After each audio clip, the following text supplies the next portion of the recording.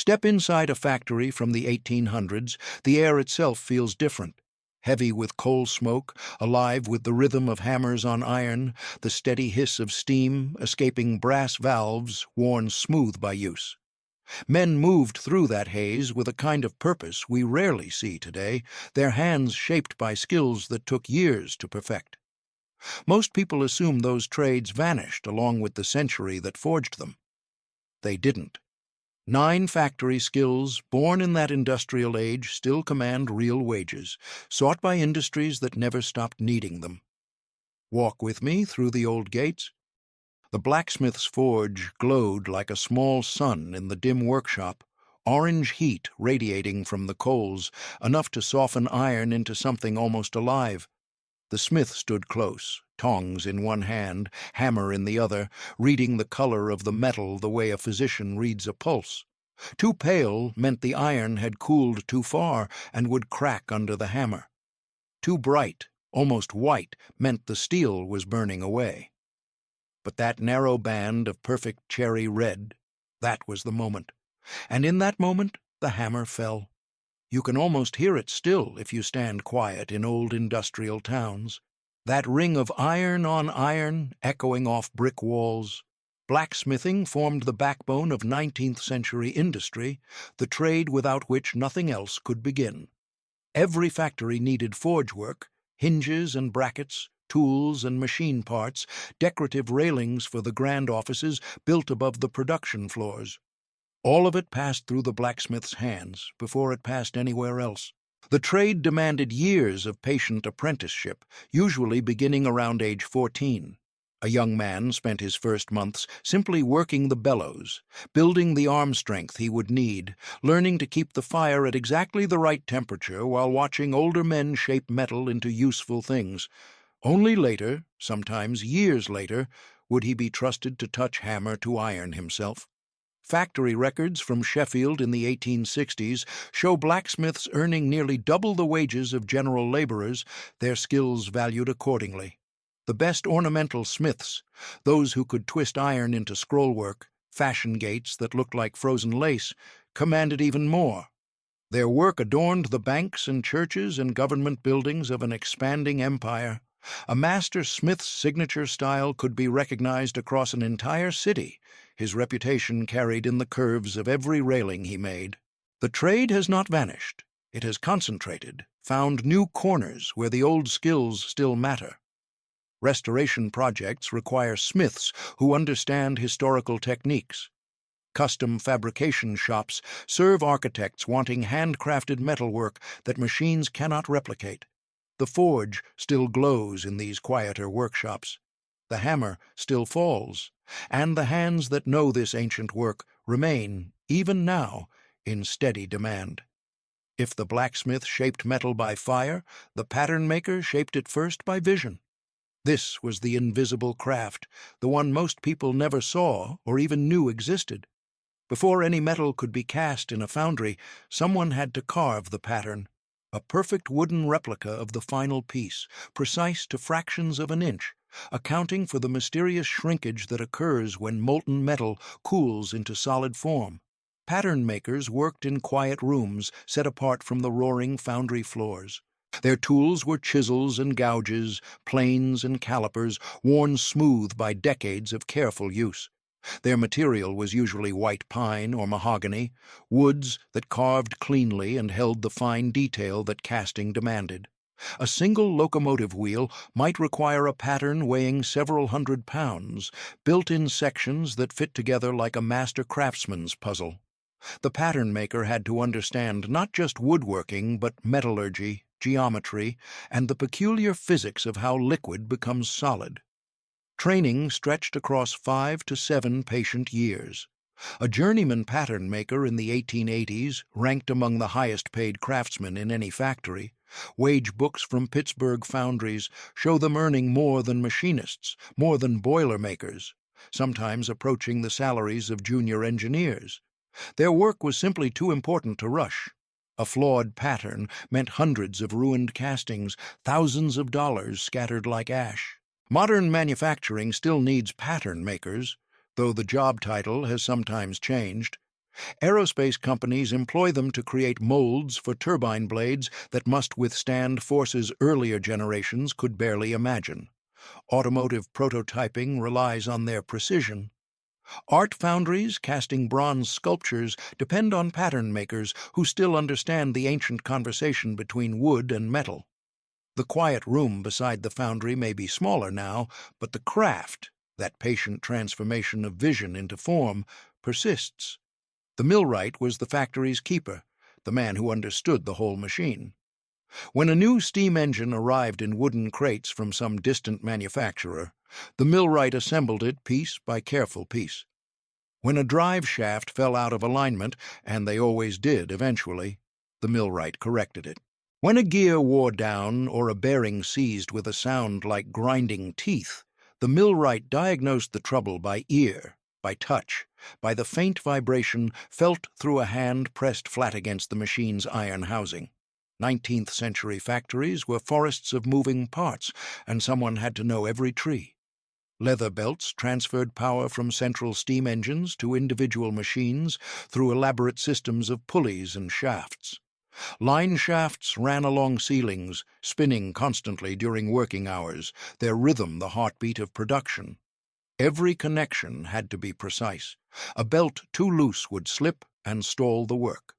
A shaft slightly misaligned would vibrate and shudder, wearing out bearings, eventually cracking the housings meant to hold everything together.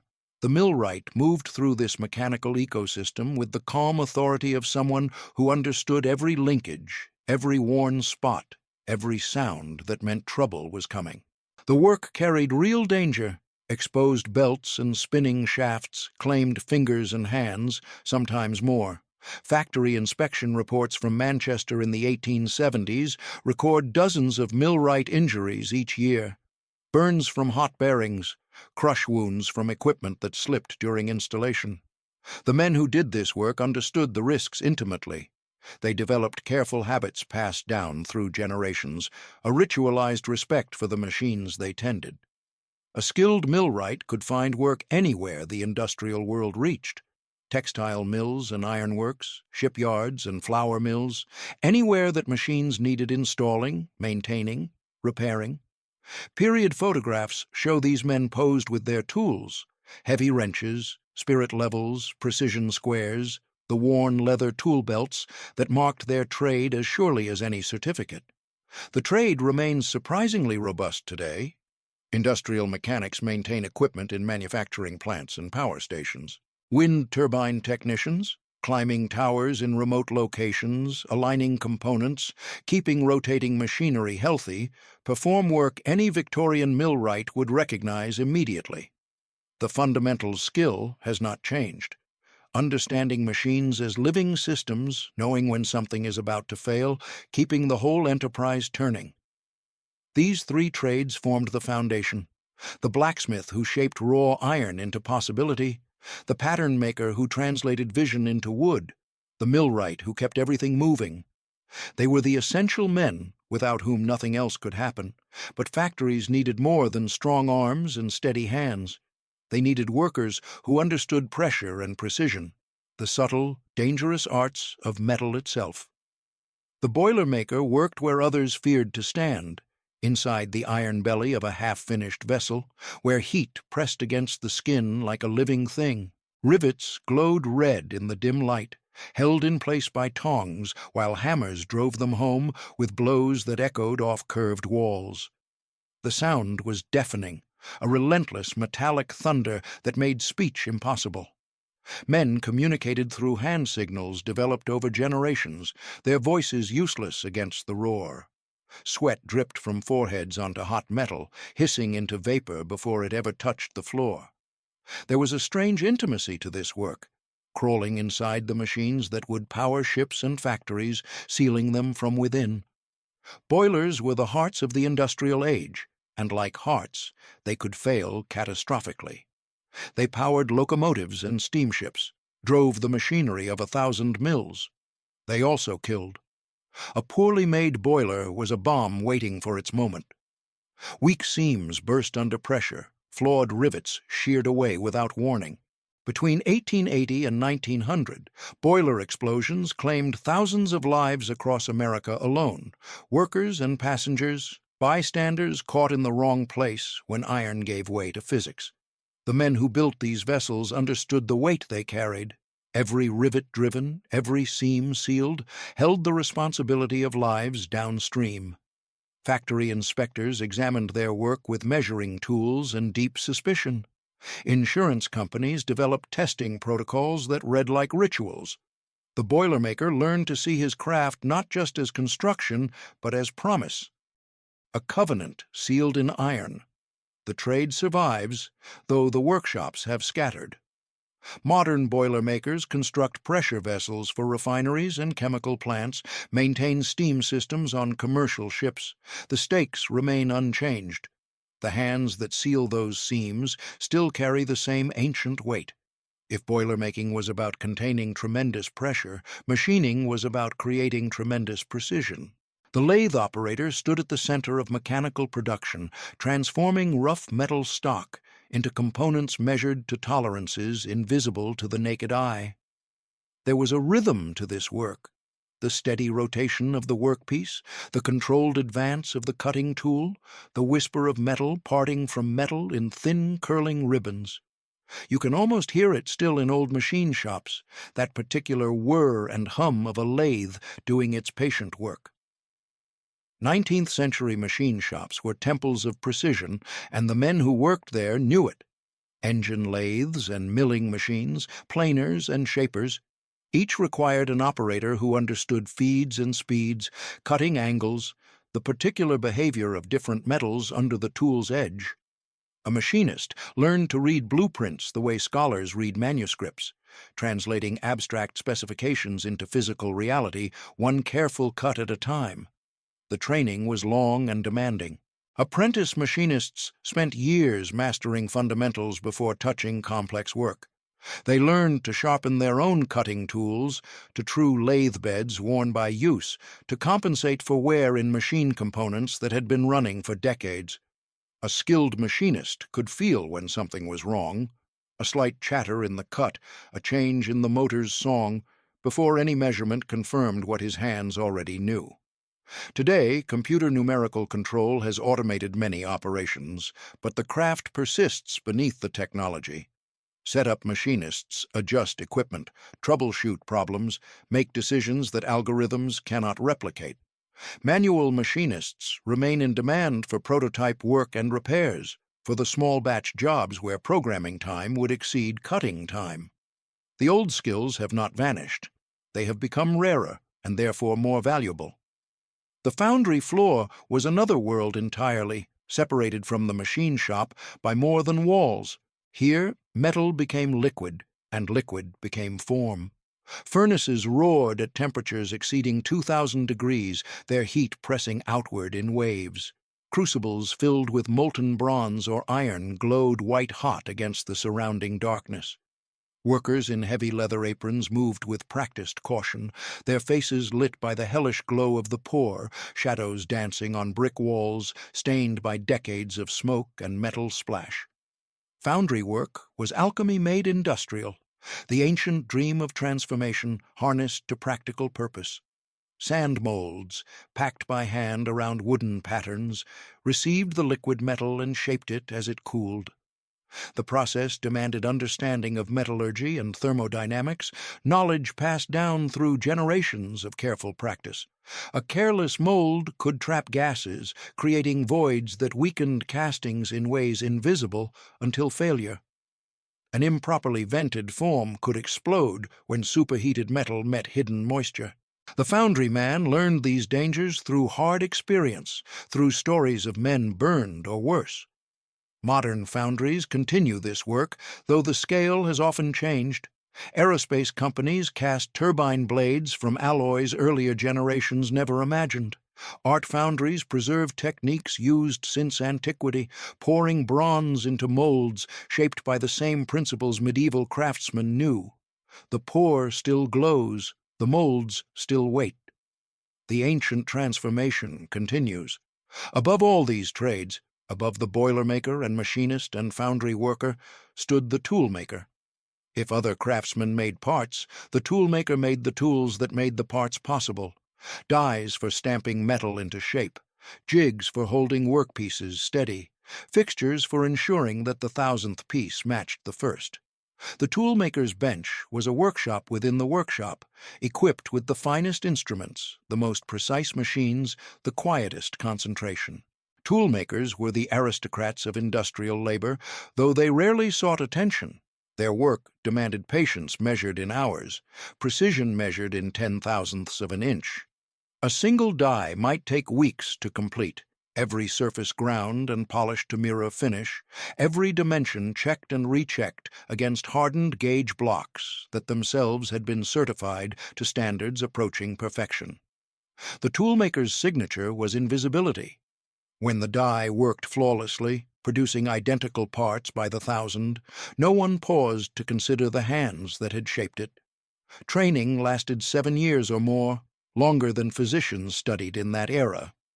A journeyman toolmaker commanded wages that rivaled junior engineers, and factory owners competed for their services across oceans.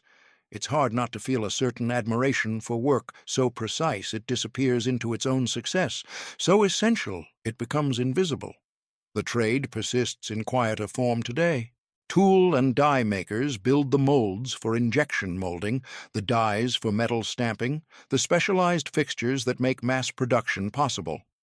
Master toolmakers in automotive or aerospace work still command the respect their predecessors earned, and wages to match. These 4 trades, boilermaker, machinist, foundry worker, toolmaker, formed the middle tier of industrial skill, the crafts that required more than strength. They demanded understanding and patience, judgment refined across years of practice. The factory floor held other masters still, men who tended the machines that powered everything else. The steam engineer stood at the threshold between power and catastrophe, guardian of the machine that made all other machines possible. His domain was the engine house, a cathedral of iron and brass where massive reciprocating engines converted fire and water into the force that drove entire factories. Pistons the size of tree trunks rose and fell in steady rhythm, their motion so smooth it seemed almost peaceful. Flywheels taller than the men who tended them spun with hypnotic grace, storing energy in their mass, releasing it in measured pulses. The air smelled of hot oil and coal smoke, and that peculiar metallic sweetness that only working steam produces. You can almost smell it still in the old engine houses that have been preserved, that warm, oily breath of a machine at rest. Operating a steam engine was never simply a matter of opening valves and watching gauges. The engineer learned to read his machine the way a farmer reads weather, the way a sailor reads the sea. He listened for changes in rhythm, a slight knock that might indicate a loose bearing beginning to fail, a subtle hiss suggesting a gasket growing thin. He watched the exhaust for color variations that revealed combustion problems invisible to instruments. He placed his hand against iron housings to feel temperatures that no gauge could fully capture. The engine spoke to him in a language of sound and vibration built up over years of patient attention, and he understood every word it said. Training took years of careful progression. An apprentice engineer began by shoveling coal, learning how fuel quality affected steam production, building the foundational knowledge that would eventually matter. He progressed to water treatment, understanding how mineral content caused scale to build inside boilers like plaque in arteries. Only after mastering these humble foundations would he be trusted with the throttle itself. And even then, senior engineers watched his first solo operations with careful eyes. The responsibility weighed heavily, and the men who carried it knew its measure. A steam engine failure could halt an entire factory, idling hundreds of workers while repairs proceeded through long, anxious days. Worse, a catastrophic failure, a burst flywheel, a boiler explosion, an engine running away beyond control, could kill without warning. Period photographs show these men posed beside their engines with unmistakable pride, brass fittings polished until they gleamed like gold, logbooks maintained with the care of sacred texts. The engine was their charge, their craft, their quiet kingdom. Today, steam engineering survives in unexpected corners of the modern world. Heritage railways employ engineers who operate vintage locomotives, keeping alive skills that might otherwise fade into memory. Marine engineers tend steam plants on certain vessels still crossing the world's oceans.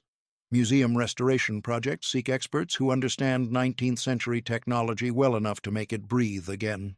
The engines have changed their shape, but the fundamental vigilance, that careful attention to systems too complex for simple automation, has not diminished. The youngest trade on this list emerged near the century's end, born in the blue flash of electrical arc.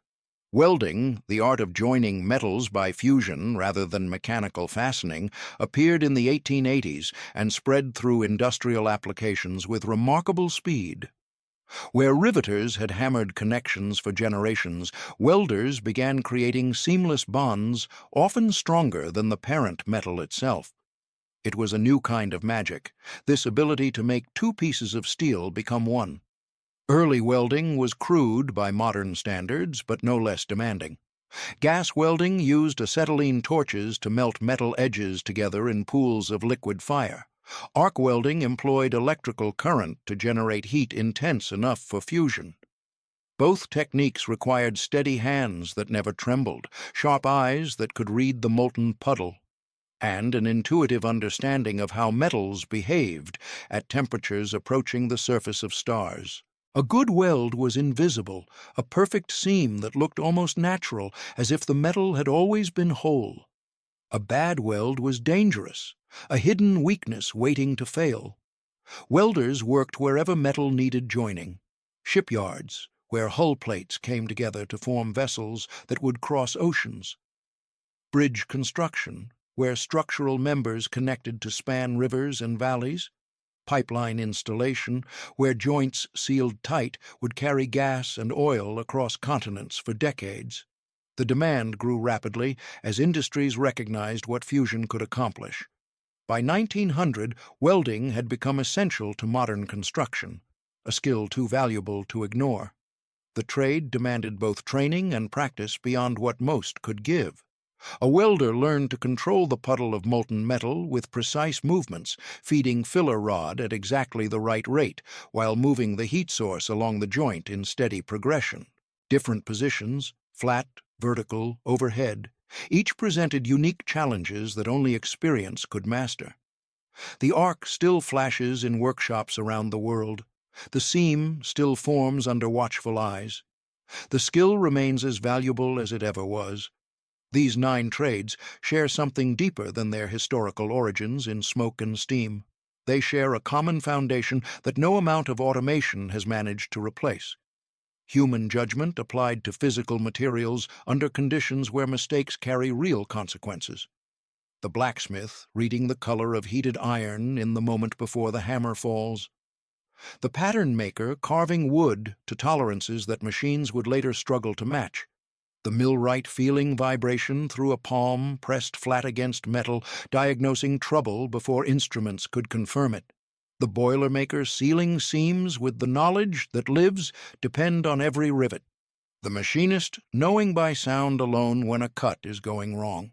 The foundry worker watching molten metal flow and sensing its temperature within degrees.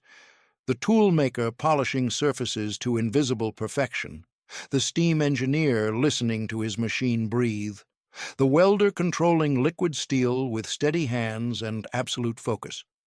Automation has transformed manufacturing in ways those Victorian craftsmen could never have imagined. Robots weld car bodies with precision that never wavers.